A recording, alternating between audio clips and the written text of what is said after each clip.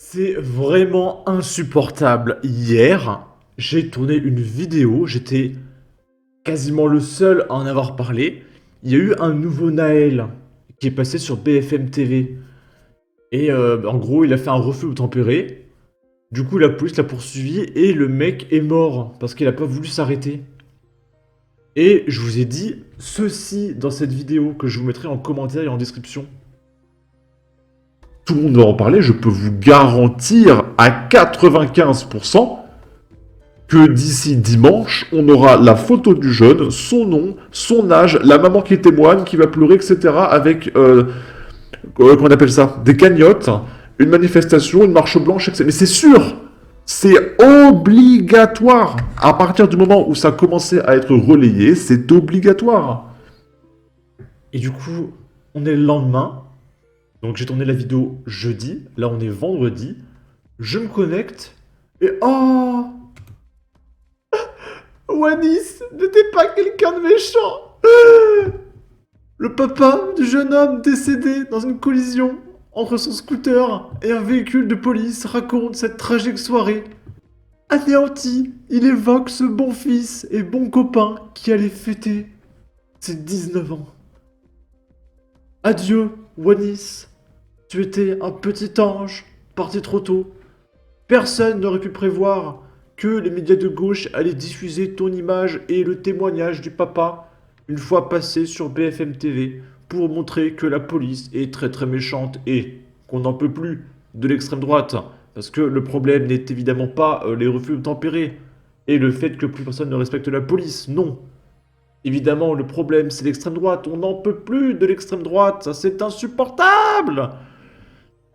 Théodélie qui répond « S'il était si bon et gentil, il avait juste à obtempérer. » Et c'est parti pour le récit du petit ange. Il était gentil avec les poubelles et descendait les voisins. Il y a un gamin qui vient de mourir quand même, respectez-vous. Chez certains, vous ne le connaissez pas. Il aidait les mamies à porter leurs courses. Le coup de théâtre incroyable, il ne s'appelle pas Maxence ou Célestin. Il sortait de prison, il n'était tellement pas un mec méchant que les juges se sont dit « Libérons-le ». Dans une semaine, on va voir son casier. Ok, et malheureusement, l'article du Parisien, comme d'hab, est caché derrière un paywall. Mais vous inquiétez pas, tout le monde en parle. C'est partout, on va pouvoir voir ça. Jalal Kalioui qui répond mourir le soir de ses 19 ans, une nuit du ramadan en plus. En plus, c'était pendant le ramadan. C'est pour vous montrer à quel point la police est d'extrême droite. Ils ont fait exprès d'attendre le ramadan. D'accord? Parce que les refus de tempérer, c'est que pendant le ramadan. Ils ont fait exprès d'attendre le ramadan, d'accord? Le destin funeste d'un jeune arabe. Ah oui, oui, oui, oui. Parce que c'est un arabe, c'est pour ça qu'il a été tué. C'est pas parce qu'il a fait un refus de tempérer. C'est parce que c'est un arabe. D'accord?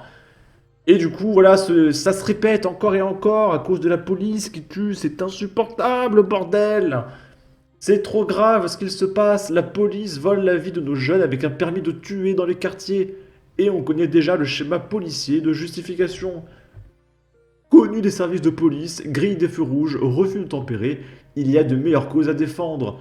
Vous n'en avez pas marre de jouer tout le temps les victimes, ça fatigue à force. Toujours les mêmes qui ne veulent pas obtempérer, les parents qui ne s'interrogent jamais sur leur éducation. Il n'y a qu'une chose à retenir, il n'avait visiblement pas assez de neurones pour comprendre que lors d'un contrôle de police, tu t'arrêtes. Il a joué, il a perdu. Et du coup ici, on a une vidéo d'un article, excusez-moi, de Alerte Info, qui dit le père de Wanis a été prévenu de la mort de son enfant par son fils aîné. Wanis, il a un problème, il faut que tu viennes, il est mort à la salpêtrière. Le papa s'interroge sur l'intervention de la police. Qu'est-ce que tu vas t'amuser à poursuivre un scooter dans la circulation? Tu as l'immatriculation, si tu attaques la police, c'est le plus grand qui mange le plus petit, souligne-t-il. Il était très généreux, il enlevait sa veste pour te la donner. Ce n'était pas un mec méchant ni agressif. Il participait même au resto du cœur et il poussait les mamies en fauteuil roulant pour les aider à traverser la route. Il a même sauvé la vie d'un bébé qui était il était en train de se noyer. Et Wanis, là, il a retiré son t-shirt, il est torse-poil, il a plongé et tout, il a sauvé le bébé. D'accord? Il était tellement héroïque, Wanis, bordel. Pourquoi l'extrême droite fait ça? C'est C'est insupportable. Bon. La police tue, la pire police d'Europe, c'est incroyable. À chaque fois qu'un délinquant meurt, on nous dit qu'il était très gentil, très généreux, qu'il tenait la porte, alors que quand on regarde, il a un casier long comme le bras.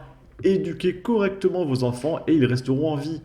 Imagine, t'apprends par appel que ton enfant est mort, c'est terrible.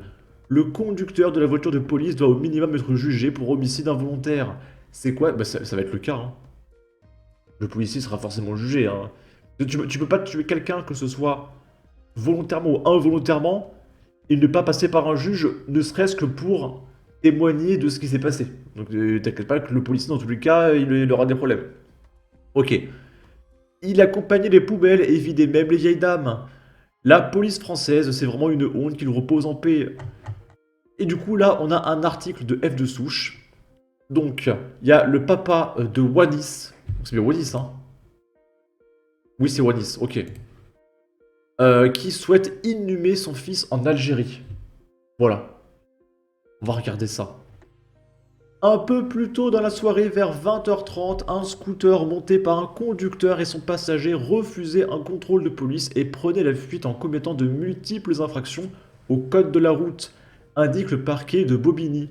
Les deux hommes casqués ont été pris en chasse par la BAC de la Courneuve. Selon les témoignages recueillis, le conducteur de l'équipage de la BAC était contraint de faire une embardée pour éviter un véhicule qui ne respectait pas une priorité et entrer en collision avec le scooter qui arrivait en sens inverse, ajoute le parquet. Farid a attendu son fils toute la soirée, jusqu'à ce funeste coup de fil. À 23h30, c'est l'aîné qui l'appelle. Il me dit: Wanis, il y a un problème, il faut que tu viennes. Il est mort à la salpêtrière. Le monde s'est écroulé sur la tête de ce père de 6 enfants. Wanis était le troisième de la fratrie. J'ai du mal à encaisser, souffle-t-il pudiquement. Farid a accouru à l'hôpital où il a pu se recueillir longtemps devant la dépouille de son fils. En vrai, c'est horrible, hein. Parce que c'est pas la faute du père si le fils a fait le mariole.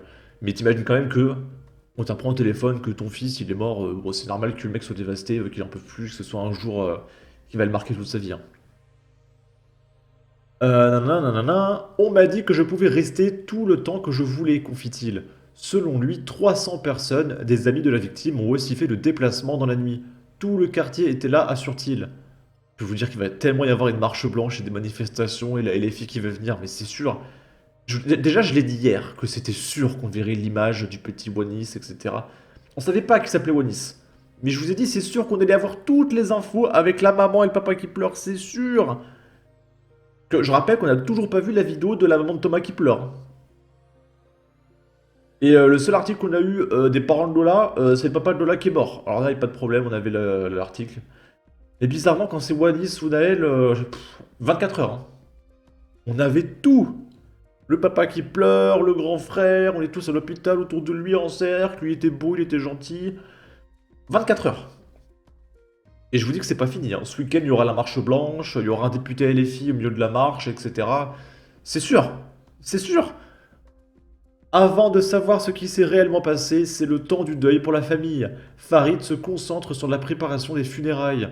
Originaire de Béjaïa en Kabylie, en Algérie, il souhaite inhumer son fils dans sa terre natale. Je le ramène, je ne le laisse pas là, pour qu'il soit enterré à côté de mes parents. Ça, c'est un truc qui le regarde personnellement. S'il veut que son fils soit avec ses parents, gros bien lui fasse. J'ai envie de dire, c'est ce que font la plupart des personnes.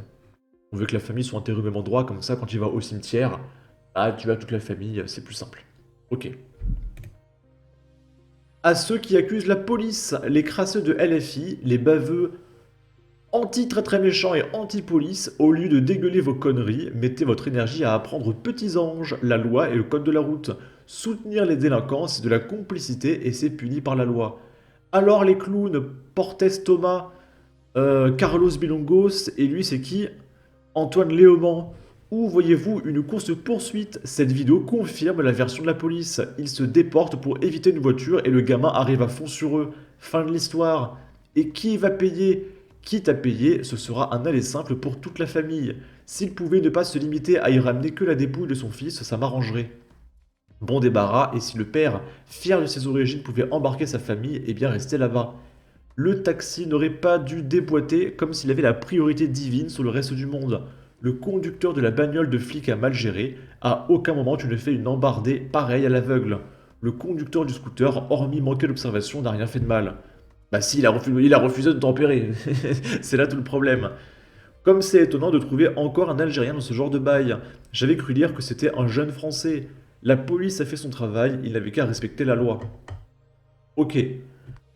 Du coup, on se retrouve ce week-end pour la marche blanche qui est obligatoire avec le quartier, la LFI, etc. C'est sûr.